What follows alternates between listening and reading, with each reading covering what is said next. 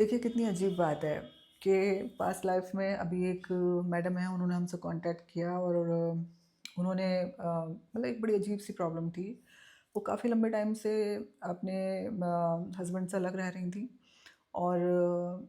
उनका मतलब इस लाइफ में काफ़ी स्पिरिचुअल हैं, बहुत अच्छी हैं और बहुत अच्छे से हर चीज़ को वो डील करती हैं, लेकिन फिर भी कहीं उन दोनों का आपस में कोई बॉन्ड नहीं बन पाया, जिसकी वजह से वो अलग रह रही हैं और अलग काफ़ी मतलब पढ़ी लिखी भी हैं, काफ़ी अच्छी भी हैं। इसके बाद में भी फिर उन्होंने चूज़ किया कि मुझे अपने मम्मी-पापा के साथ रहना है, ठीक है? तो जब वो अपने मम्मी-पापा के साथ रह रही थी, तो बार-बार उनके मन में एक सवाल आता था कि मतलब मैं अलग भी रह सकती थी अपने बच्चों के साथ में, और लेकिन ऐसा क्यों हुआ कि मैंने ये क्यों चूज़ किया कि मेरे को अपने मम्मी-पापा के साथ ही रहना है जाके। मतलब ये चीज़ उनको बहुत अंदर से आती थी कि मेरे को मम्मी-पापा के साथ ही रहना है। तो जब उनका पास्ट लाइफ़ किया तो आप देखिए कैसी कहानी निकल कर आई कि वो अपने किसी एक जन्म में माँ काली की भक्त थीं और वो उस समय पुरुष थीं और वो अपने माँ-बाप की अकेली संतान थीं। तो जब अकेली संतान थीं तो उन्होंने अपने माता-पिता को सिर्फ़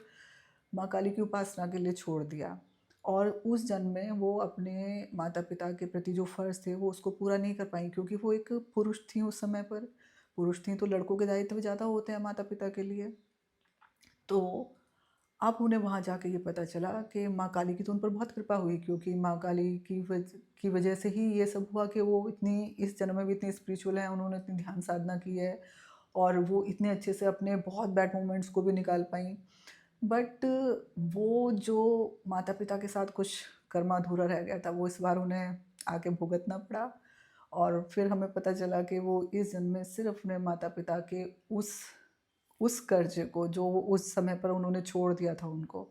अब वो उनके साथ रह के उसको पूरा कर रही हैं। तो ये होता है, छोटे-छोटे इंसिडेंट जो हमें कई बार ऐसे लगते हैं ना कि मतलब ऐसा क्यों हो रहा है? फिर एक दिन पता चलता है कि सब हम खुद ही कर कर आए हैं।